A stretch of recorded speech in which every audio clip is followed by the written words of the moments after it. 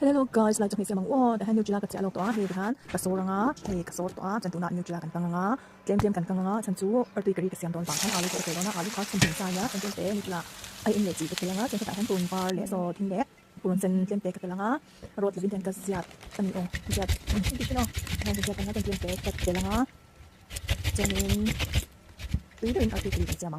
lo in ke se lo guys he so thing chu lo ni ka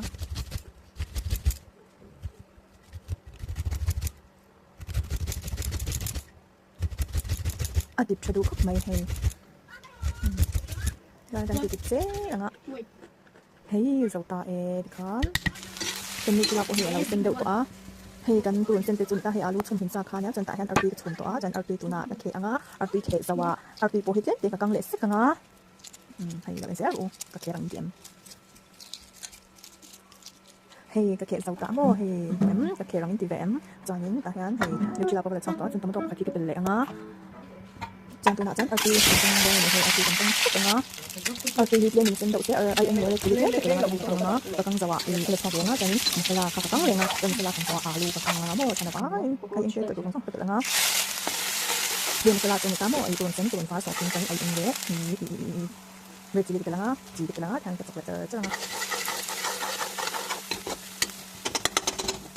chan hai ka ma to ka to ka ma to ma ka nga chan ma ka nga alu ka kang hei ni ka pang lokha nika hei ni kina ko ma ka nga tuna alu ko kang patang masala tenen alu ko ka to ka nga ai mix ka to na ti ka kang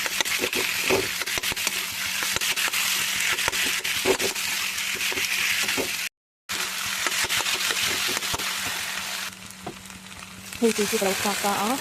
ka kan ti sau le se danin arpi ni chila ka thak leang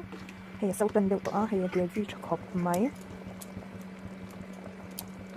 arti chu kan thak ta a chan tuna ni chila po ka thak lenga chanin a to lama intini alam dan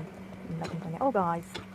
hei ni chila po ka thak to a arti po ka thak to a chan sau le ber ta se chanin chicken masala ka tel lenga mo hei chicken masala chicken no kon te ve thei thawa arin khan ni mo chan tuna chan lau thak nga hei ka lau thak ta tian ka mix le nga chan zawan me tu hmel hei ka arti curry final look chun ta tu hmel ni tm in ti chuan like share subscribe kham he tu la chuanin in safa in choi tui fek u